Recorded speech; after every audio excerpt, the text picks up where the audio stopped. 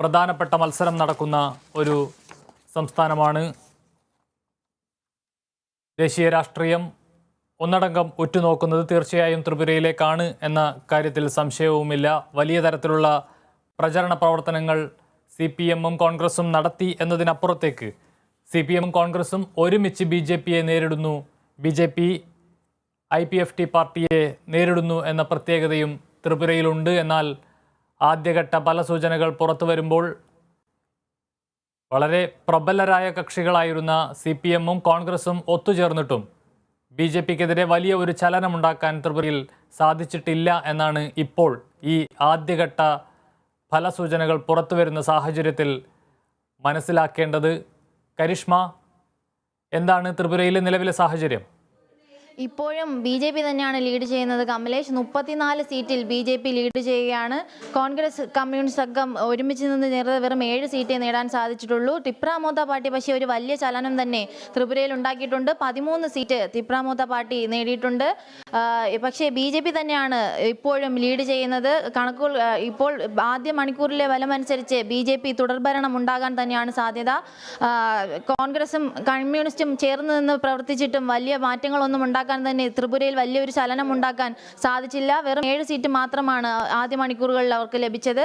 പക്ഷേ ഗോത്രവർഗ പാർട്ടിയായ തിപ്രാമോത്ത പാർട്ടി ഒരു വലിയ തരംഗം തന്നെ ത്രിപുരയിൽ ഉണ്ടാക്കിയിട്ടുണ്ട്. 13 സീറ്റുകൾ നേടിയിട്ടുണ്ട് ആദ്യ മണിക്കൂറുകളിൽ. എന്തായാലും കഴിഞ്ഞ വർഷത്തെ കണക്കുകൾ പ്രകാരം BJP 36 സീറ്റ് നേടിയിരുന്നു. 49.03% വോട്ടാണ് കഴിഞ്ഞ വർഷം BJP നേടിയത്. അപ്പോൾ ഇത്തവണയും BJP തുടർഭരണം ആയിരിക്കുമെന്നാണ് ആദ്യ മണിക്കൂറിലെ കണക്കുകൾ പ്രകാരം നമുക്ക് അറിയാൻ സാധിക്കുന്നത്. കോൺഗ്രസിന് കഴിഞ്ഞ വർഷം ഒരു സീറ്റും തന്നെ ലഭിച്ചിരുന്നില്ല. CPM-ന് 16 സീറ്റും 17.38% വോട്ടുമാണ് കഴിഞ്ഞ വർഷം രേഖപ്പെടുത്തിയത്. 25 വർഷം CPM ഭരിച്ച ഒരു സംസ്ഥാനമാണ് ത്രിപുര. അപ്രതീക്ഷിതമായാണ് BJP ത്രിപുരയിൽ കഴിഞ്ഞ വർഷം ഭരണം ഉറപ്പിച്ചത്. ഇത്തവണയും BJP ഭരണം തുടരുമെന്നതാണ് ആദ്യ മണിക്കൂറിലെ കണക്കുകൾ വെച്ച് നമുക്ക് അറിയാൻ സാധിക്കുന്നത്. 37 സീറ്റിൽ ഇപ്പോഴും BJP ആണ് ത്രിപുരയിൽ ലീഡ് ചെയ്ത് നിൽക്കുന്നത്. കോൺഗ്രസിനും CPM-ഉം ഒരുമിച്ച് നിന്ന് വെറും 8 സീറ്റുകൾ മാത്രമാണ് ആദ്യ മണിക്കൂറുകളിൽ നേടാൻ സാധിച്ചത്. പക്ഷേ തിപ്രാമോത്ത പാർട്ടി ആദ്യമായാണ് അവിടെ സ്വതന്ത്രരായി മത്സരിക്കുന്നത്. 11 സീറ്റ് നേടി ഒരു വലിയ തരംഗം തന്നെ ത്രിപുരയിൽ തിപ്രാമോത്ത പാർട്ടിക്ക് നടത്താനായെന്നാണ് നമുക്ക് ആദ്യ മണിക്കൂറുകളിൽ അറിയാൻ സാധിക്കുന്നത്. കമലേഷ്, തീർച്ചയായും. കരിഷ്മ, ഇനിയിപ്പോൾ കുറച്ച് കഴിയുന്ന സമയത്ത് വോട്ടെടുപ്പ് അല്ലെങ്കിൽ വോട്ടെണ്ണൽ പുരോഗമിക്കുമ്പോൾ ഏതെങ്കിലും തരത്തിലുള്ള ഒരു മിറക്കിൾ സംഭവിക്കാൻ ത്രിപുരയിൽ സാധ്യതയുണ്ടോ?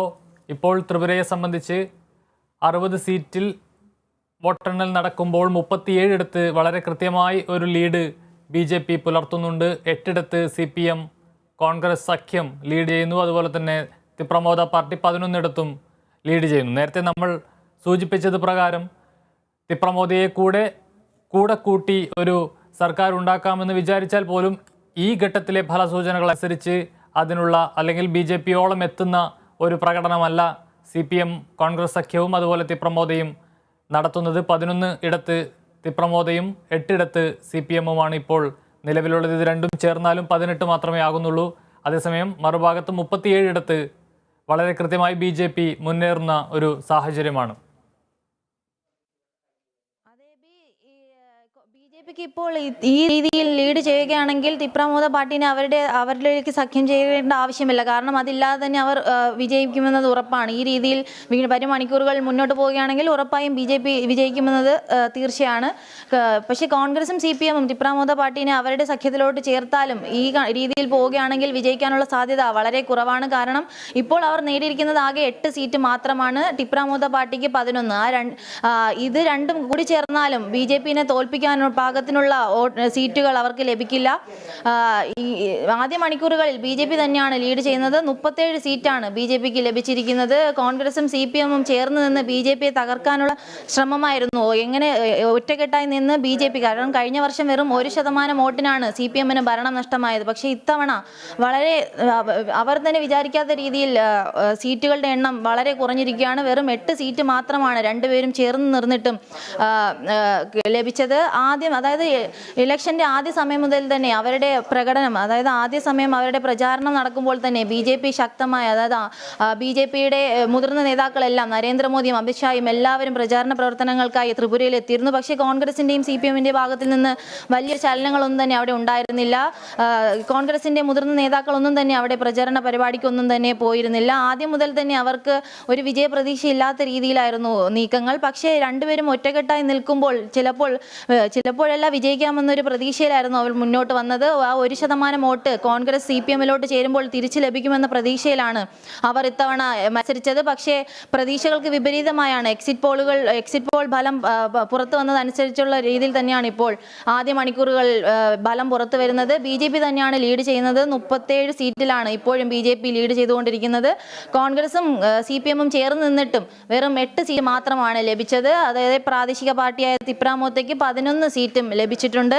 എന്തായാലും നമുക്ക് വരും മണിക്കൂറുകളിൽ ഇനി എന്തെങ്കിലും മാറ്റം ഉണ്ടാകുമോ എന്ന് നോക്കാം. പക്ഷേ ഈ രീതിയിൽ പോവുകയാണെങ്കിൽ ഉറപ്പായും BJP തുടർഭരണം ത്രിപുരയിൽ ഉണ്ടാകാനാണ് സാധ്യത. കമലേഷ്, വ്യക്തമാണ് കരിഷ്മ. വളരെ കൃത്യമായ ലീഡ് ത്രിപുരയിൽ BJP നടത്തുന്നു.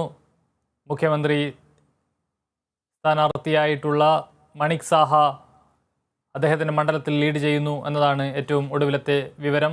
CPIM കോൺഗ്രസ് സഖ്യത്തിന് വലിയ തിരിച്ചടി ത്രിപുരയിൽ ഉണ്ടാകുന്നു എന്ന് തന്നെ ഈ ഘട്ടത്തിൽ പറയേണ്ടി വരും. കേവലം 8 സീറ്റുകളിൽ മാത്രമാണ് CPM-ഉം കോൺഗ്രസും അടങ്ങുന്ന സഖ്യം ഇപ്പോൾ മുന്നിട്ട് നിൽക്കുന്നത്. വളരെ കൃത്യമായി 37 ഇടത്ത് BJP ലീഡ് ചെയ്യുന്ന സാഹചര്യം.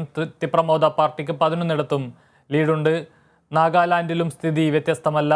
60 മണ്ഡലങ്ങളിലേക്ക് നടക്കുന്ന വോട്ടെടുപ്പിൽ അല്ലെങ്കിൽ വോട്ടെണ്ണലിൽ 40 BJP സഖ്യം മുന്നിട്ട് നിൽക്കുന്ന സാഹചര്യമാണ്. NPF 7 മറ്റിപ്പോൾ കോൺഗ്രസ് അടക്കമുള്ള കക്ഷികൾക്ക് ഒരു സീറ്റിലും ലീഡ് ചെയ്യാൻ സാധിക്കാത്ത സാഹചര്യവും ഇപ്പോൾ നിലവിലുണ്ട്. നാഗാലാൻഡിനെ സംബന്ധിച്ച് മേഘാലയയിലും NPP